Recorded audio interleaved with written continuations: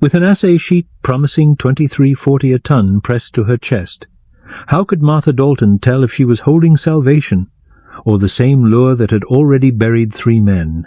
The courthouse bells struck 7 as Martha Dalton folded the assay slip into quarters, the ink still tacky against her thumb. Snowmelt dripped from the eaves of Brennan's Mercantile, each drop keeping time like she couldn't afford. The paper crinkled as she tucked it inside her coat. $23.40 per ton, enough to change everything if the numbers held true. Morning papers don't usually smile back, said Thomas Burke, emerging from the telegraph office with his leather satchel. His boots squelched in the March mud, and like smoke from a banked fire. Just checking grain prices. Martha adjusted her shawl, feeling the assay's sharp edges against her ribs. Widows got to know where the market sits. Thomas nodded toward the blue cloth draped across the courthouse steps. Somebody's forgotten their washing. The quilt square caught morning light, its faded indigo pattern familiar as her own heartbeat. Martha's grandmother had stitched those stars during the Missouri winters, each point a prayer for spring. But the cloth didn't belong here, spread across courthouse stone like a flag of surrender. "Strange place to dry laundry," Thomas said, setting his cup on the Mercantile's porch rail. His fingers drummed against the wood, a telegraph man's habit, Martha noticed, always tapping out invisible messages. She stepped closer to the courthouse, her boots finding purchase on the wooden walkway. The cloth was deliberately placed, covering something embedded in the top step. A brass corner gleamed beneath the fabric's edge, catching sunlight like a coin. "Don't remove the cloth," she whispered, more to herself than to Thomas. But he'd already set down his satchel, curiosity beating caution. His hand reached for the blue fabric, and Martha's chest tightened. The assay papers rustled as she moved, and Thomas's fingers froze at the sound. "What you got there, Martha?" "Nothing that concerns telegraph men." She forced a smile, but her hand pressed tighter against the papers. "Just widow's business." The mine whistle shrieked once across the valley. Shift change at 7:30, same as always. But Thomas's attention had returned to the courthouse steps, his fingers working the cloth's corner loose despite her warning. The brass underneath gleamed brighter as more surface showed, and Martha could make out the curve of letters, the faint curve of names. "Somebody wanted this found," Thomas said, lifting the fabric completely. A brass memorial plate lay flush with the stone, its surface polished to mirror brightness. 3 names were etched in careful script: James Morrison, William Hayes, Samuel Garrett lost to greed, the 15th of March, 1884. Below the names, a 4th line read, "The truth will surface." Martha's hand trembled against the assay papers. 3 years ago those men had died in the Clearwater mine collapse. The town had called it bad timber, poor engineering, the price of reaching too deep too fast. But Martha remembered other whispers, corners cut, safety ignored, profit over lives. Thomas studied the plate, then looked up at Martha. "You know anything about this?" The morning shadows shifted as clouds passed overhead, and Martha felt the weight of the assay against her chest. $23.40 per ton.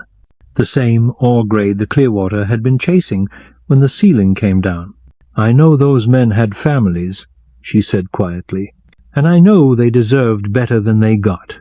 By 10 o'clock, word of the memorial plate had spread through Silverton like creek water through a broken dam.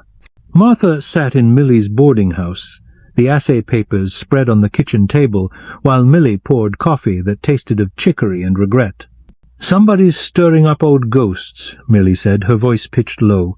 "The boarding house walls were thin, and paying guests didn't appreciate political talk with their morning eggs. Question is whether it's justice or revenge they're after." Martha folded the assay along its creases, the paper soft as fabric now from handling. The numbers hadn't changed $23.40 per ton, but their meaning kept shifting like shadows on snow. If the Clearwater's collapse hadn't been accidental, if someone had pushed the miners past safety for the sake of rich ore, then Martha's own property, the abandoned claim her husband had left her, might hold the same deadly promise. "Thomas Burke was asking questions at the telegraph office," Millie continued, refilling Martha's cup. Wanted to know who might have paid for that brass plate when it got installed. Why nobody noticed it before. And metal work like that comes from Denver. Takes weeks to cast and ship. Somebody planned this months ago, maybe longer. Millie's weathered hands wrapped around her own cup, seeking warmth.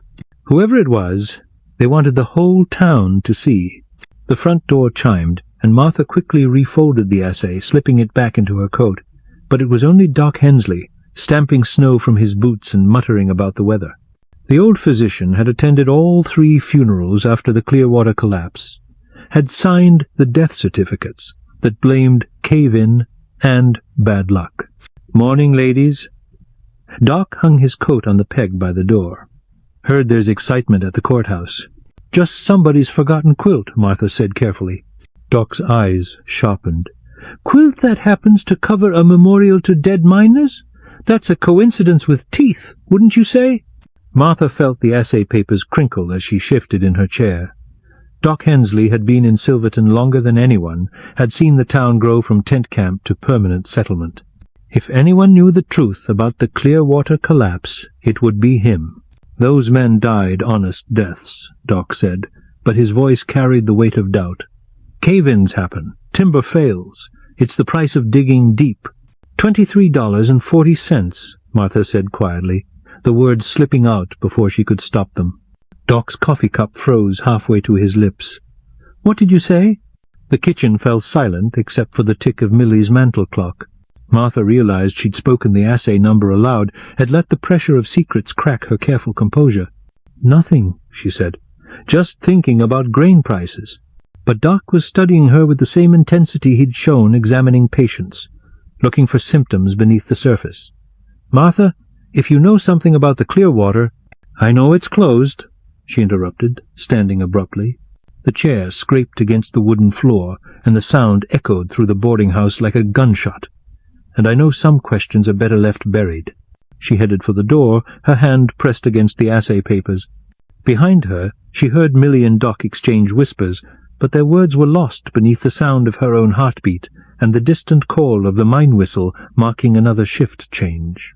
The schoolhouse bell chimed noon as Martha stood at the edge of her husband's claim, looking down into the valley where the Clearwater mine sat like a wound in the mountainside.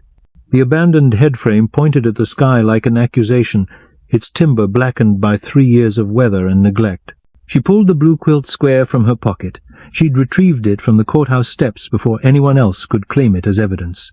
The fabric was soft between her fingers, worn thin by decades of use and washing. Her grandmother had pieced this square during the hard winter of 1869, when the Missouri snows had lasted through April and the seed money had run low. For remembering, Grandmother had said, stitching each star with careful precision. Some things shouldn't be forgotten, even when forgetting would be easier. Martha spread the cloth on a flat boulder, smoothing its edges against the stone. The March wind carried the scent of pine and distant snow, but underneath lay another smell, the metallic tang of exposed ore, the dusty breath of abandoned mine shafts. Her claim sat directly above the Clearwater's old diggings, and the assay papers proved what she'd long suspected. The vein ran rich and true, following the mountain's spine like a golden river. But knowing the ore was there, and knowing how to extract it safely, were different kinds of knowledge entirely. The Clearwater's collapse had taught the whole town that lesson written in timber and stone and 3 men's lives. She pulled the assay from her coat, unfolding it carefully. $23.40 per ton. Rich enough to lift her from widow's poverty, rich enough to give her choices beyond taking in washing and hoping for kindness, but also rich enough to tempt her into the same mistakes that had killed Morrison, Hayes, and Garrett. The wind gusted, lifting the corner of the quilt square. Martha pressed it flat again, and in that gesture felt the weight of belonging, not just to the land, but to the people who'd died for it, who'd loved it, who'd trusted it to hold their dreams in their bones. She thought of Thomas Burke's questions, Doc Hensley's knowing looks, the brass memorial plate that someone had installed in secret and revealed in public. The town was asking for truth, but truth had a price, and Martha wasn't sure she was wealthy enough to pay it. But sitting here with her grandmother's cloth, and her husband's claim, and the ghost of 3 dead miners, she realized that some debts couldn't be avoided. Some truths demanded telling, regardless of cost. She folded the assay papers and tucked them back into her coat. The quilt square went into her pocket, its blue fabric warm against her palm. Whatever came next, she'd face it with the tools she had: memory, courage, and the kind of stubborn love that kept a woman stitching through the hardest winters. By 2 o'clock, the Silverton saloon held more whispered conversations than a church confessional. Martha pushed through the batwing doors, the assay papers and quilt square making small weights in her pockets. The afternoon crowd consisted mostly of off-shift miners and merchants avoiding their wives, but she recognized several faces from the crowd that had gathered at the courthouse. Widow Dalton called Jake Morrison from his corner table. James Morrison's younger brother, she realized, the miner who'd been working double shifts to support his dead brother's family. "Buy you a drink?" "Coffee, if they have it." Martha approached his table carefully, aware that conversations were dying around them as other patrons strained to listen. "Heard there was some excitement this morning." Jake's laugh held no humor. "Somebody wants to make sure we don't forget what happened at the Clearwater.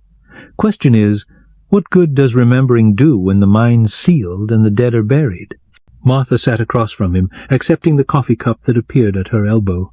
The brew was stronger than Millie's, bitter as mining camp justice. "Maybe remembering isn't about the dead. Maybe it's about the living." "You think somebody killed my brother?" Jake's voice dropped to a whisper. "Because if that's what you're saying—" "I'm saying your brother deserved better than he got. All 3 of them did." Martha pulled the assay papers from her coat, unfolding them on the scarred wooden table. "And I'm saying maybe they weren't the only ones put at risk for the sake of rich ore." Jake stared at the numbers, his weathered face going pale. "Where'd you get these?" "Same place your brother was digging when the ceiling came down." Martha's hand found the quilt square in her pocket, drawing comfort from its familiar texture. 23.40 per ton. Rich enough to make men careless, desperate enough to make them dangerous. The saloon's conversations had stopped entirely now, and Martha could feel eyes on her from every corner. But Jake Morrison was the only audience that mattered, the man whose grief had been carved into 3 years of extra shifts and bitter silence. "The Clearwater wasn't the only claim showing that grade," Martha continued, "but it was the deepest dig, the most ambitious. Someone pushed those miners past safe practices because they could smell the money in the rock. Someone like who?" Jake's fist clenched around his whiskey glass. "You got names or just suspicions?" Before Martha could answer, the saloon doors swung open and Thomas Burke stepped inside, his telegraph satchel slung over his shoulder. His eyes found Martha immediately, and she saw knowledge there, the kind of dangerous information that travelled over wire and arrived in coded messages. "Mrs. Dalton," Thomas said, approaching their table. "Mind if I join you? I've got some interesting news from Denver." Jake gestured to an empty chair, his attention still fixed on the assay papers. "Depends on whether your news helps or hurts." Thomas sat, pulling a yellow telegraph form from his satchel. Got a reply from the metalworks that cast that memorial plate. "Interesting thing is, the order was placed 6 months ago, paid for with a bank draft drawn on the First Bank of Silverton. Account holder was listed as Estate of William Hayes." Martha's breath caught. Hayes had been the youngest of the 3 dead miners, barely 22 when the cave-in took him. He didn't have an estate, died unmarried, no property. Exactly. Thomas spread the telegram on the table. So either a dead man ordered his own memorial, or somebody's been using his name to hide their identity. The bank draft was countersigned by Charles Morrison. Jake's whiskey glass hit the table hard enough to slosh amber liquid across the wood. "That's my father. He's been dead 8 years." "Another dead man's signature," Thomas said grimly. "Whoever's behind this has been planning for months, using the names of the deceased to cover their tracks. But they made one mistake. The brass plate includes a 4th line that wasn't in the original order. 'The truth will surface' was added after casting, etched by hand. Martha felt the pieces clicking together like the tumblers of a lock. Someone had wanted the memorial found, had orchestrated its discovery and placement for maximum impact. But the message wasn't just about remembering the dead, it was about exposing whoever had killed them. "There's more," Thomas continued. I sent inquiries to the Territorial Mining Inspector, asked about the Clearwater investigation. Turns out the official report was filed by Owen Brennan, not the inspector himself. Brennan signed off on the cave-in as accidental. No further inquiry needed. Martha's blood turned cold. Owen Brennan owned the Mercantile, held mining interests throughout the valley, and served as unofficial mayor of Silverton. He also had the authority to approve or deny new mining permits, including any attempt to work her husband's claim. Brennan knew those men were digging in bad ground, she said quietly. But he let them continue because the ore was too rich to abandon. That's a serious accusation, Jake said, but his voice carried hope now alongside anger. You got proof? Martha looked around the saloon, noting the faces of men who'd worked for Brennan, who owed him money or favors, who depended on his goodwill for their livelihoods. The afternoon light slanted through dusty windows, and she realized that whatever move she made next would echo through the whole community. She pulled the quilt square from her pocket, spreading it on the table next to the assay papers and the telegram. The blue fabric looked fragile beside the harsh realities of territorial politics and mining profits, but it carried its own authority, the weight of memory, the stubborn persistence of truth. This belonged to my grandmother, she said. She taught me that some things shouldn't be forgotten, even when forgetting would be easier. Those 3 men died because someone valued ore over lives. If we let that stand, if we keep pretending it was just bad luck, then we're saying that some people matter less than others, that their deaths were acceptable losses. The saloon held its breath, waiting for her decision. Martha folded the quilt square carefully, tucking it back into her pocket alongside the assay papers. When she stood, her chair scraped against the floor like a bell marking the end of one era and the beginning of another. The memorial plate wasn't meant to honor the dead, she said. It was meant to challenge the living. Someone wants the truth told, and they're counting on us to have the courage to tell it.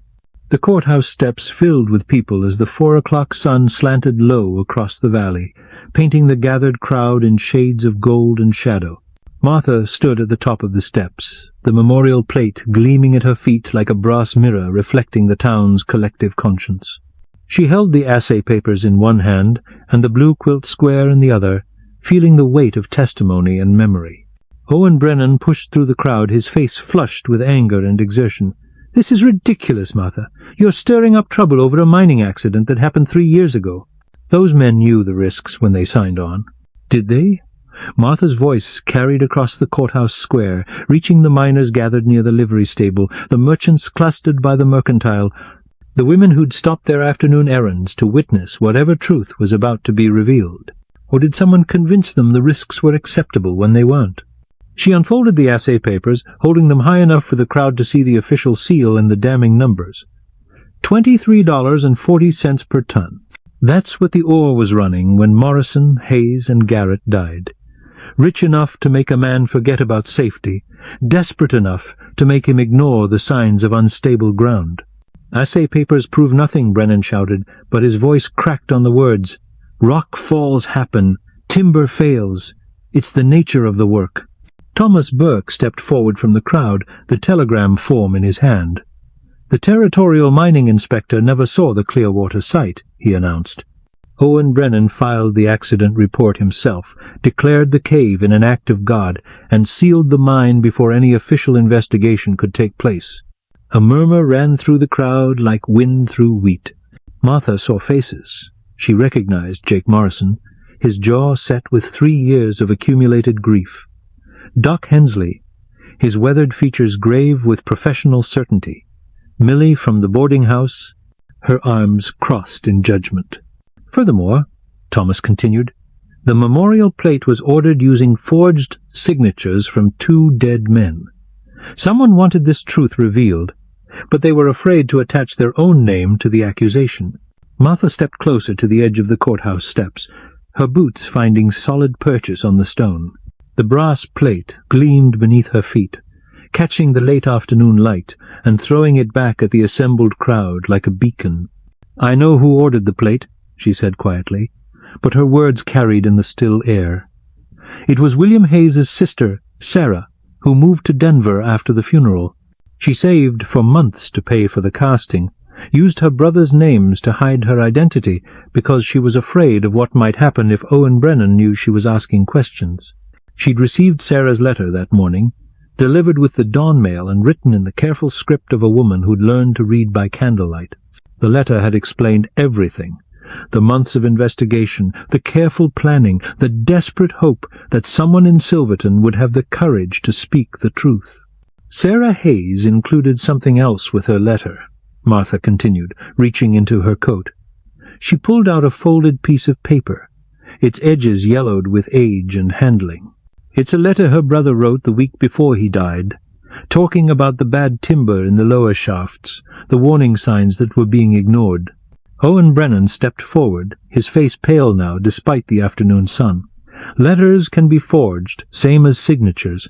You can't prove anything with 3-year-old paper and wild accusations. No, Martha agreed. But I can prove that the same conditions exist right now, on other claims in other mines. And I can prove that you knew about them. She held up the assay papers again, letting the crowd see the official seal and the recent date. This is from my husband's claim, the one that sits directly above the old Clearwater workings. 23.40 per ton, just like the ore that killed those 3 men. And yesterday, Owen Brennan offered to buy my claim for $50, about 1/10 of what the ore rights are actually worth. The crowd's murmur deepened into angry voices, and Martha saw several miners step closer to the courthouse steps. She recognized the signs of a community's patience reaching its breaking point, the moment when individual grievances combined into collective action. But this wasn't about revenge. It was about justice, about making sure that William Hayes's death and his sister's courage meant something lasting. "I'm not asking for Owen Brennan to be hanged," Martha said, her voice rising above the crowd's anger.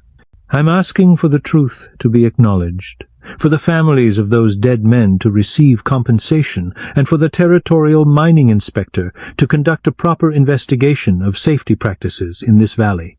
She knelt and placed the blue quilt square on the memorial plate, covering the brass surface with her grandmother's faded indigo stars. The gesture was simple, but it carried the weight of ceremony, of witness, of a community's decision to remember its dead properly. "This cloth has survived 40 years of Missouri winters and Colorado storms," she said. "It's outlasted droughts and blizzards, good years and lean ones. My grandmother stitched it to last, because she knew that some things are worth preserving." She stood, leaving the quilt square on the memorial plate like a flag of remembrance. Those 3 men deserved better than they got. Their families deserved honesty instead of convenient lies. And this town deserves to know that we value human lives more than ore profits. Doc Hensley stepped forward from the crowd, his medical bag in his hand and his face set with professional determination. "I'll testify to the territorial inspector," he announced. "I examined those bodies, saw the injuries that didn't match the official story. I kept silent for 3 years, but I won't keep silent any more." Jake Morrison joined him, his miner's lamp gleaming in the afternoon sun. "The boys at the Lucky Strike have been talking. We've seen the same corner-cutting, the same pressure to dig deep regardless of safety. If there's going to be an investigation, we'll tell what we know." More voices joined them: miners, merchants, women who'd lost husbands to cave-ins and gas explosions. The courthouse square filled with testimony, with truth that had been buried for 3 years under the weight of economic necessity and political convenience. Owen Brennan looked around at the crowd, his face grey as winter sky. "You don't understand the economics," he said desperately. "This town survives on mining. If we shut down every claim that shows risk, we'll all starve." "We understand perfectly," Martha replied. "We understand that dead miners don't buy supplies or pay rent. We understand that families broken by preventable accidents become a burden on the whole community.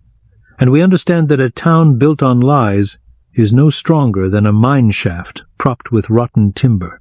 The courthouse clock chimed 5 times, marking the end of the business day and the beginning of whatever came next. Martha looked out over the crowd, seeing the faces of her neighbors transformed by the possibility of justice, of truth, of a future built on something more solid than greed and expedience. The brass memorial plate gleamed beneath her grandmother's quilt square, 3 names etched in metal and memory. But the 4th line, "The truth will surface," promised that those deaths would not be forgotten, that their meaning would outlast the men who'd profited from their silence. A week later, Martha stood at the Silverton depot, watching the Territorial Mining Inspector's train disappear around the mountain curve like a black snake following the rails toward Denver. In his leather satchel rode testimony from 37 witnesses, documents proving systematic safety violations, and a recommendation that Owen Brennan be removed from all mining oversight positions pending criminal investigation. The blue quilt square lay folded in her pocket, clean now from washing but still carrying the weight of witness. She'd retrieved it from the memorial plate after the inspector's visit, but its work wasn't finished. Truth, like good fabric, required careful tending to last. Thomas Burke approached from the telegraph office, his face bright with news. "Got word from the Territorial Capital," he said. "The Hayes family is being awarded compensation from the Territorial Emergency Fund. It's not much, but it's acknowledgement that their loss was preventable." Martha nodded, feeling a loosening in her chest that had been tight for 3 years. Justice moved slowly in territorial courts, but it moved. What about the other families? Morrison and Garrett estates too. And there's talk of establishing a mining safety commission requiring regular inspections of all active claims. Thomas shifted his satchel to his other shoulder. "Your testimony made the difference, Martha. The inspector said he's never seen a case presented so clearly." Through the depot window, Martha could see the courthouse square, where a small but steady stream of visitors stopped to read the memorial plate. Someone she suspected it was Jake Morrison had planted mountain flowers around the brass marker, their purple blooms bright against the grey stone. "The assay results came back from Denver," Thomas continued. "Your claim is even richer than you thought. The Geological Survey thinks the vein runs for at least half a mile, possibly more." Martha pulled the final letter from her coat, an offer from a Denver mining company to lease her mineral rights for $1,200 per year, plus royalties. Enough to live comfortably, to choose her own path without depending on charity or the kindness of neighbors, but also enough to require careful decisions about safety, about the balance between profit and human life. "There's something else," Thomas said quietly. "Sarah Hayes is coming back to Silverton. Says she wants to be here when they reopen the investigation into her brother's death. She asked me to thank you for having the courage to speak when she couldn't." The afternoon train whistle echoed across the valley, carrying passengers and freight toward destinations that existed only as names on a timetable. But Martha was exactly where she belonged, in a town that was learning to value truth more than convenience, memory more than profit. She touched the quilt square in her pocket, feeling the careful stitches her grandmother had placed during that long-ago Missouri winter. Some things were worth preserving, worth fighting for, worth the cost of speaking difficult truths. The mining boom would continue. Colorado's mountains held too much wealth to remain idle, but it would continue with better laws, stronger oversight, and the knowledge that 3 men's deaths had not been in vain. Their names would be remembered not just on a brass plate, but in every safety regulation that prevented future tragedies. Martha walked back towards town, her boots finding easy rhythm on the wooden sidewalk. Behind her, the depot clock chimed the hour, marking another day's passage in a community that had chosen remembrance over forgetting, justice over expedience. The cloth had been removed, and the town had faced its truth. Now came the harder work of living with that truth, of building something better from the foundation of what they'd learned.